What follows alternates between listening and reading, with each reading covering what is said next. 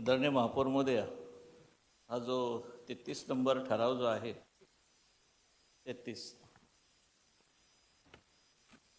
हा ठराव जी मालमत्ता कराची आउटस्टँडिंग आहे त्याच्यावर आहे की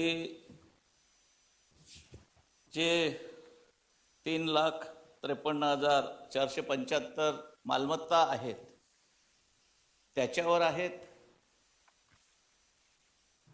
की 58,000 अवैध बांधकामं म्हणून त्या ठिकाणी डिक्लेअर केलेले त्याच्यावर आहेत.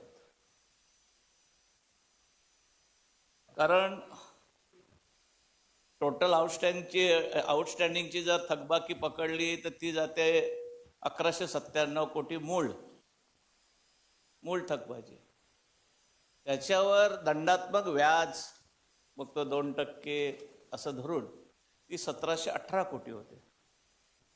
मग आपण 1,718 कोटीवर 90% सूट देणार आहात.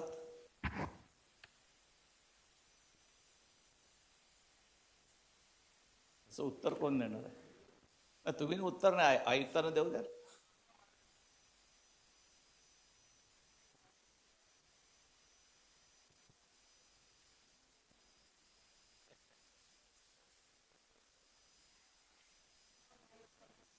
प्रस्ताव त्यांचाच आहे, बरोबर आहे, त्यांनीच उत्तर द्यावं लागेल. बरं, 2-3 प्रश्नांची उत्तर द्या. फक्त ते अंमलबजावणी कशी करतील ते त्यांनी द्यावं लागेल. अवैध बांधकामांना आपण 267A या कायद्यान्वये आपण दंड लावलेला आहे, तिप्पट. त्याच्यावर पुन्हा 2%. हां, तिप्पट प्लस 2%. आता आपण रिव्हर्स गिअरला गेलोय महासभेला की जो 267 कलमांवर लावलेला आहे त्याला आपण 5% लावायचा. आता तो मंजूर झालाय नाही झालाय, मान्य आयुक्त साहेबांनी त्याचं निरसन करावं.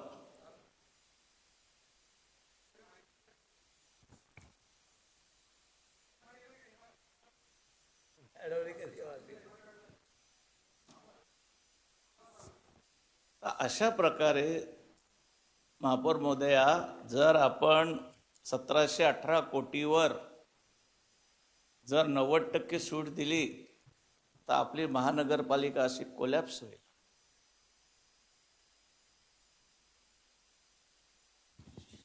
कारण साधारण 1,500 ते 1,600 कोटी रुपये आपण 90% कमी करतोय.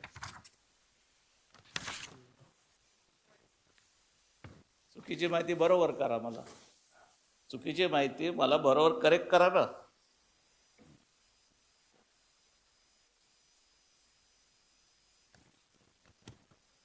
$1,718 कोटीला जर 90% आपण जर कमी करत असाल तर ती 1,546 कोटी रुपये कमी होतात. आणि हा जो प्रस्ताव आलाय हा गावठाण मुनवर साहेब, आपला बनकोडा, खैरणा, कोपर खैरणा, घनसोली इथले आउटस्टँडिंग ऐकल्यानंतर सुद्धा एक आश्चर्याची गोष्ट असेल. साधारण कोपर खेळण्यामध्ये 18 कोटी रुपये बाकी आहेत. गावठाणाचे बोलतो मी. बनकोड्यावर 20.28 कोटी बाकी आहेत. पावण्याला 2,90,00,000 रुपये बाकी आहेत. घनसोलीला 93 कोटी, होईल सर, 93 कोटी बाकी आहेत. म्हणजे आम्ही आघाडीवर आहोत ना. अशा पद्धतीनं ह्या टॅक्सच्या बाबतीमध्ये सर्वात मोठा खैरणा आहे. मुनवर पटेल कंपनी जवळपास 1,500 फ्लॅट आहेत मॅडम. म्हणजे अभिमान वाटला मला. माझ्या गावात पटेल कंपनीवर कोणावर 80 लाख, कोणावर 70 लाख. हो कसं आहे, पटेल म्हटलं तर जवळपास 75 लाखापासून 83 लाख, 58 लाख, 76 लाख, 37 लाख अशा प्रचंड टॅक्स.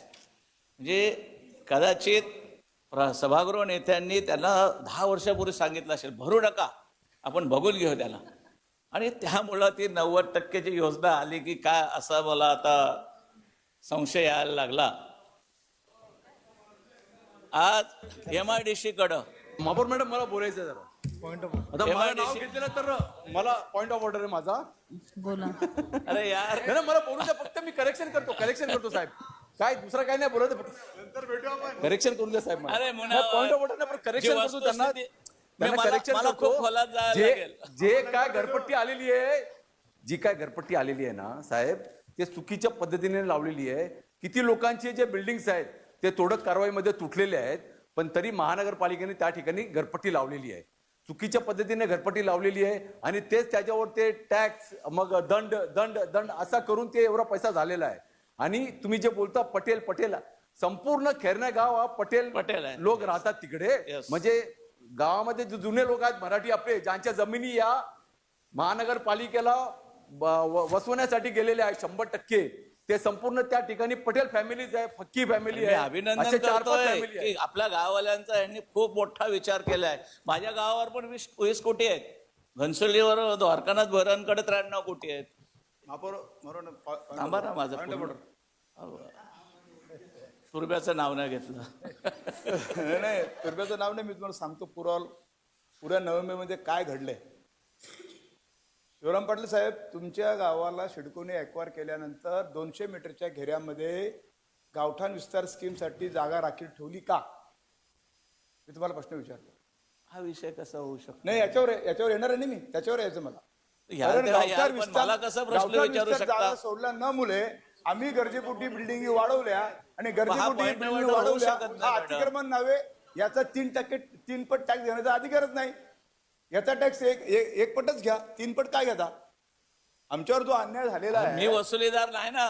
नाही, तुम्हाला मी सांगतो की जो आमच्यावर अन्याय केलेला आहे संपूर्ण नोव्हेंबरवर गरज साहेब. सगळ्या गावांवर. माझे लिंक तोडू नको. नाही मला माझं बोलू दे ना. आता ते अरे. 3 पट का घेतलं? पॉइंट ऑफ ऑर्डर असे असते. त्यांच्यावरच घेतलंय, त्यांच्यावरच घेतलंय, गरज आहे. त्यांनी गावठाणाचा विषय घेतला. आमच्या गावावर कोपरखेरणा गावावर इतके करोड आहेत सांगितलं, म्हणून कोपरखेरणा गावाच्या बाजूने बोलतोय मी. ते ग्रामस्थांना जर सूट भेटत असेल तुम्हाला मान्य नाही का? चांगला आहे. चांगलं आहे ना? जर- मग तुम्ही अभिनंदन करा ना साहेब, कशाला बोलता? म्हणजे ते पण ग्रामस्थ आहेत ना साहेब, त्यांच्याही जमिनी गेलेल्या आहेत साहेब. सभागृह नेत्यांना 10 वर्षापूर्वी स्वप्न पडलं होतं, त्या दृष्टीने त्यांनी ते 90%ची स्कीम आणली आहे. काही ठिकाणी प्रचंड मोठ्या प्रमाणात टॅक्सेस आहेत. कृष्णा स्टील 51 कोटी, ऐका बरं का, विषय नाहीये ना मालमत्ता सर. एक त्याला अनौपचारिकपणे बोलतोय मी.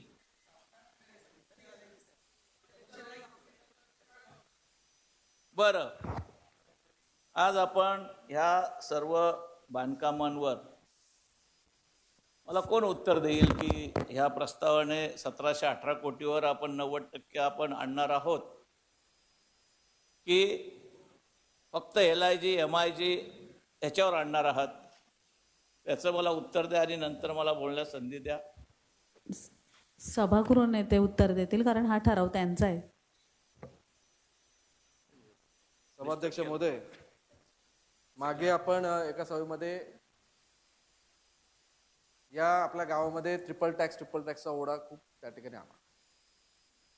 त्यावेळेस आपल्या सभेमध्ये प्रश्न आला की टॅक्स कमी केला पाहिजे, कारण की आपण सरकारने देखील मान्य केले, आपण मोर्चा देखील काढलाय की ही सगळी गरजेपोटीची बांधकामं आहेत. तर आपण गरजेपोटीची बांधकामं आपण बोलतो, तर त्याच्यावरती ट्रिपल टॅक्स लावणं अन्याय नाही का? बरोबर, अन्याय. त्यामुळे जर आपण त्यांना ट्रिपल टॅक्स लावतो म्हणजे आपण त्यांना गरजेपोटीचं बांधकाम मान्यच करत नाही. आणि त्यामुळे आपण शास्ती 200% 5% आणण्याचा निर्णय घेतला. मागच्या सभेमध्ये सभागृहानेच त्या ठिकाणी निर्णय घेतला. त्याचा MR देखील निघाला. त्याचे प्रत्येक बिलं आता पुढची ही 95% पेक्षा कमी. पण एवढा आपल्या लोकांना सिंगल टॅक्स भरता येऊ शकत होता, पण ट्रिपल टॅक्स आल्यामुळे तो बोजा भरण्यासाठी आपल्या लोकांना जमलंच नाही. एवढा बोजा आपल्या लोकांवरती पडला आणि मग ते बोजा वाढत गेला आणि आज एवढी अमाऊंट त्या ठिकाणी आली. यामध्ये 1700 कोटी वगैरे नाही, हा 200 कोटीच्या आतमधला विषय. 258 कोटी. 258 कोटीमध्ये 50% शास्ती आहे आणि 50% मेन मुद्दल आहे. 50%. हा ते ती माहिती आहे फक्त. नाही तेवढा नाही काय. हा 80% भेटेल बरोबर, काय की शास्ती लावले ना आपण. आणि शास्ती जर लावली नसती तर त्यांनी टॅक्स भरला असता. मुळात आपण ट्रिपल टॅक्स लावल्यामुळे अरे बाबा ट्रिपल टॅक्स भरू, त्यामुळे तो पण टॅक्स नाही भरला, त्याच्यावरती दंड देखील यायला लागला. Triple tax. हा पॉइंट ऑफ ऑर्डर. एक मिनिट. किती होत सभागृह नेत्यांच्या मतानं जी 58,347 बांधकामं अवैध म्हणून डिक्लेअर केली, बरोबर, त्यांचा टॅक्स होतो 258.42. त्यामध्ये 19,000 लोकांनी टॅक्स भरलेला आहे. तिप्पट असो, चौपट असो, दुप्पट असो, सप्पट असो. 38,000 लोकांनी टॅक्स भरलेला नाही सभागृह नेते. मग 19,000 लोकांनी जो टॅक्स भरलाय भीतीपोटी, त्यांना त्यांच्या दंडात हे कारवाई करू ते कारवाई करू, मग त्या 19,000 लोकांचा आपण भरलेला टॅक्स कुठे ऍडजस्ट करणार आहात का? आपण 38,000 लोकांना न्याय देणार आहोत. पॉइंट ऑफ ऑर्डर होता का तुमचा? हो, मग असं तू एवढं मग त्याचं एक्सप्लेनेशन विचारतो. मग बोलतो. आता 1 महिना अगोदर आयुक्त महोदयांनी पूर्ण सगळ्या त्या 3,000 कोटी टॅक्सवरती 50% सूट केली होती. तुम्हाला माहिती आहे की नाही? ॲम्नेस्टी स्कीम आणली होती 3,000 कोटीवरती. आपण हे काय 250 कोटीवरती आणतो. हा, तर आयुक्त महोदयांनी 3,000 कोटी. तेव्हा तर आपण काय विरोध, ऍक्च्युअली रस्त्यावर उतरायला पाहिजे होते तुम्ही त्याच्या विरोधात. इथे लोकांच्या गरजेपोटी आपल्या प्रकल्पग्रस्तांच्या LIG मध्ये राहणाऱ्या गरीब लोकांचा जर फायदा होत असेल तर आपल्याला त्याचा त्रास होतोय का? या ठिकाणी ॲम्नेस्टी स्कीम 19,000 लोकांनी इमानदारी टॅक्स भरलाय, त्यांचा दोष काय? तुम्ही आज ही ॲम्नेस्टी योजना आणताय, तुम्ही याच्या मान्य विरुद्ध आहे. मतदान करा त्यासाठी. तुम्ही याच्या विरुद्ध मतदान करा त्यासाठी. हे सोल्युशन नसतं. ठीक आहे. नाही नाही असं नाही. हे माझं चुकीचं असेल तर सांगा ना. Point of order. एमएसटी योजना का आणली जाते? एमएसटी योजनेचा नियमावली काय आहे? महाराष्ट्र प्रांतिक अधिनियम मध्ये एक विशेष बाब ती दिलेली आहे की त्यावेळी त्या समूहाला ती टॅक्सची रचना संरचना भरणारा अनिवार्य समर्थ झाले तर त्यांना एक सवलतीच्या माध्यमातून पुन्हा प्रवाहात आणण्याकरिता ती सवलत देण्यात यावी. ती सवलत या शहराला 2012ला पहिले आपण दिली, 15ला, त्यानंतर 17ला दिली, परत 22ला दिली, 2 वेळा 23ला दिली, बागर साहेबांनी 3 वेळा दिली आणि पुन्हा आता ह्या आयुक्त साहेबांच्या 3दा दिली आपण. ती सर्वसमावेश शहरासाठी होती. ती कल्याण डोंबिवलीला झाली, पुण्याला झाली, ठाण्याला झाली, मुंबईला झाली, सगळीकडे झाली. आता राहिलेला आपला प्रकल्पग्रस्त 3 पट असल्यामुळे तो LIGतला किंवा प्रकल्पग्रस्त भरत नव्हता. तो 3 पट सिंगल करण्याचा पहिले निर्णय घेतला, कारण अनधिकृत नाही, गरजेपोटी म्हणून, आणि 5% ठेवला. आणि त्याच्यात उरलेली रक्कम कशी घ्यायची तर ती MST त्यांना देण्यात आली. सरळ एवढं आहे, सोपं. ह्या गोष्टीला जर तुम्ही प्रकल्पग्रस्त म्हणून तुमचा विरोध असेल तर भूमिका स्पष्ट करा. प्रकल्पग्रस्त नाही याच्यात, LIG, MIG, CR बाधित, बरोबर. सगळे आहेत. माझा मुद्दा तुम्ही आणताय याच्यावर 90% का 100% माफ करा, पण 19,000 लोकांनी ज्याने टॅक्स इमानदारीत भरलाय त्यांचं काय? त्यांना काहीच बेनिफिट नाही. भविष्यामध्ये पहा, पुढची 10 ते 12 वर्ष लोक टॅक्सच भरणार नाहीत. हे माझे शब्द आहेत, कारण अशा योजना येणार आहेत. अशा योजना पुन्हा येणार आहेत 90%च्या. कशाला टॅक्स भरतील? पण 19,000 लोकांचं काय करणार? बोला. मग हे बघा, जो न्याय ठाण्याला आहे तोच न्याय नवी मुंबईतच आहे. तुम्ही ऍक्च्युली या ठिकाणी आपण कुठल्या चांगल्या विषयाला जर बगल द्यायचा प्रयत्न असेल तो ठीक आहे विषय. या ठिकाणी मी सभागृहाला एवढंच सांगू इच्छितो की आपण अनेक गरीब कुटुंबाला या ठिकाणी आपण न्याय देण्याचा प्रयत्न करतोय. या ठिकाणी पुन्हा जी पार्टी आहे ती कोरी करण्याचा एका संधी त्या ठिकाणी देतोय. पण या ठरावाच्या माध्यमातून सभाध्यक्ष महोदय प्रशासनाला सांगणं आहे की यापुढे आपली थकबाकी ही झाली नाही पाहिजे. या बाबतीत वसुली ही प्रॉपर स्पष्ट पद्धतीने झाली पाहिजे. यावर्षी जेवढे थकबाकी वसूल झाल्या त्यांची येण्याजोगे वसूल झालेले आहेत, जे न येण्याजोगे आहेत त्यांच्यावरती जी कारवाई करू शकतात ती कारवाई केली पाहिजे. पण एवढे जर 300 कोटीची त्या थकबाकी करत असेल तर प्रशासनाचा अपयश त्या ठिकाणी येतं. पण आपल्याकडून लोकांकडे मागणी येते की नाही आपल्याला? मागच्या वेळेस जेव्हा आपण 5% करत होतो तेव्हा आपण विचारलेलं की पूर्वलक्षी लावता येईल का आपल्याला? आयुक्त साहेब बोले पूर्वलक्षी नाही करता येणार, पण आपल्याला ॲम्नेस्टी आणायची आपल्याला प्रोव्हिजन त्या ठिकाणी आहे. त्यामुळे सभागृहांनी आता या बाबतीत निर्णय घ्यायचा आहे. ज्या ठिकाणी LIG आहे, LIG बांधकामातल्या ट्रिपल टॅक्स आणि ज्यांना OC भेटली नाही CIZ मुळे आणि आता तुम्ही पाणी कमी करायचं बोलले, आता ज्यांनी पाणी भरलं असेल त्या दराने बिल भरलं असेल तर त्या दृष्टीने हा लोकांच्या भल्याचा विषय आहे. त्यामुळे आपण सभागृहाने या बाबतीत मंजुरी द्यावी अशी मला विनंती आहे.